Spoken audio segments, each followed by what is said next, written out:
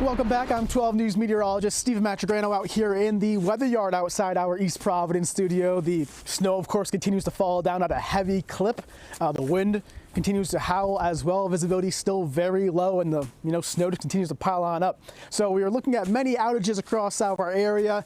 A couple things to keep in mind if you have lost power. Just a couple reminders. Make sure you don't light those candles, or if you do light the candles, don't leave them unattended. Of course, that could be a fire hazard, of course. Also, if you do have a generator that you're looking to maybe power up or turn on, make sure that you have it set up away from your home, and that you're not having it right next to the house, of course, because that is also a hazard as well.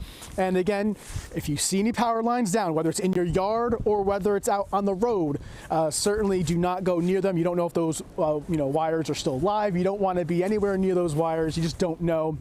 It's not worth the risk. So best case in this scenario here, as you can see, whiteout conditions, stay inside, stay warm, and again, wait until the storm has moved on through. We're still looking at several hours of snow, heavy snow at that, and it is again piling up pretty quickly here across southern New England. So that's all I have for you right now out here outside our studio in East Providence.